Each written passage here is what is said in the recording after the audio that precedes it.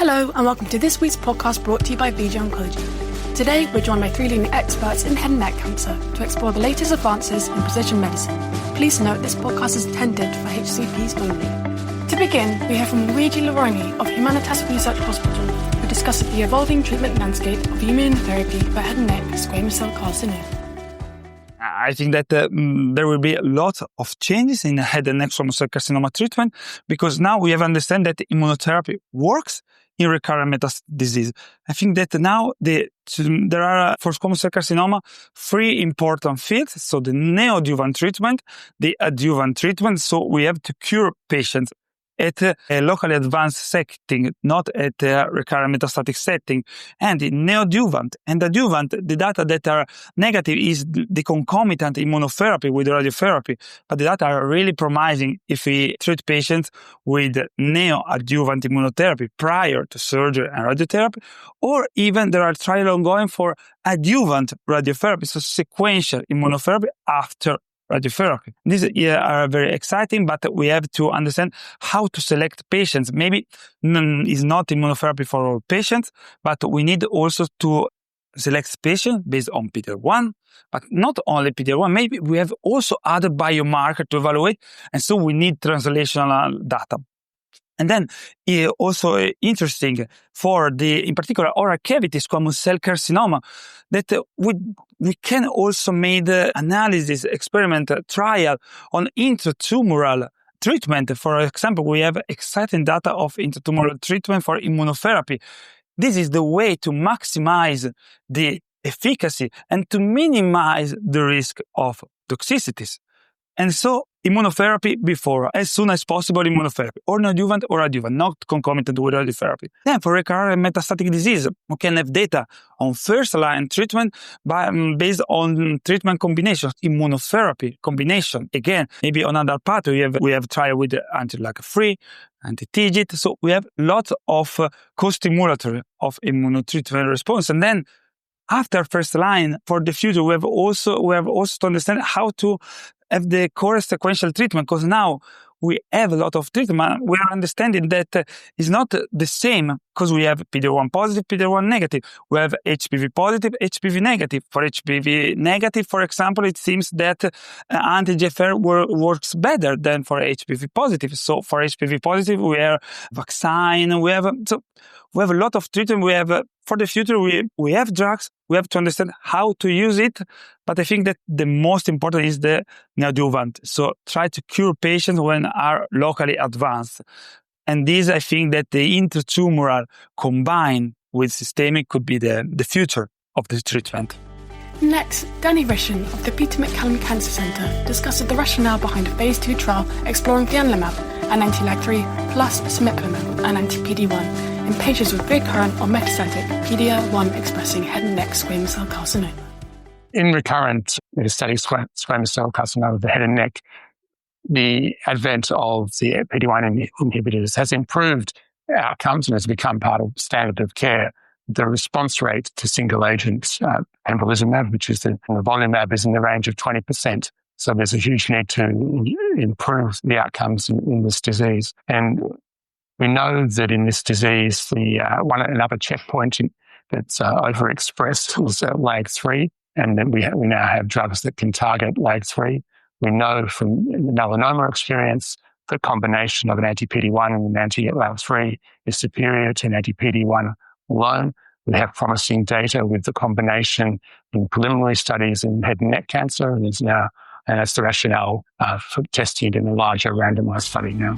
Lastly, Jun Ma from Yat-sen University Cancer Centre discusses the future of immunotherapy in nasopharyngeal carcinoma beyond PD-1 and shares results from a phase 3 diamond trial of toripalimab with induction chemotherapy and radiotherapy, with or without concurrent cisplatin in locoregionally advanced nasopharyngeal carcinoma. Currently, the most commonly explored immunotherapy approaches in NPC involve the immune checkpoint inhibitors. These include PD-1 and PD-L1 inhibitors, CTLA-4 inhibitors, as well as dual-targeted antibodies that block both PD-1 and CTLA-4. There is also growing interest in tapping the newer immune checkpoints like TAGIC and TIM3. In addition, some investigational therapies combining immune checkpoint blocks with anti-angiogenic strategies. For example, bispecific antibodies that target both PD-1 and VEGF. For patients with recurrent or metastatic NPC who have progressed on standard PD-1 blockades, antibody-drug conjunction ADCs targeting the PD-L1 have shown encouraging early results in the clinical trials. These emerging strategies are expected to expanding the therapeutic landscape for NPC in coming years.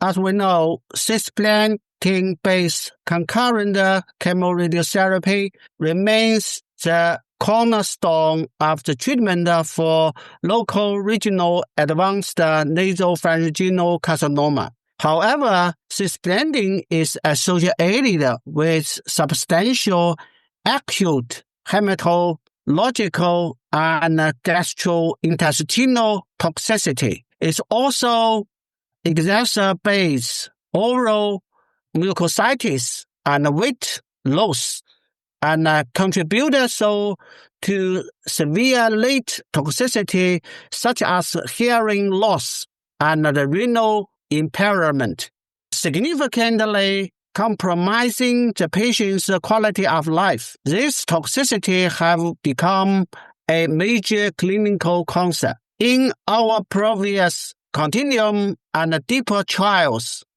we found that adding PD-1 blockade to standard chemoradiotherapy improved 3-year event-free survival by 10%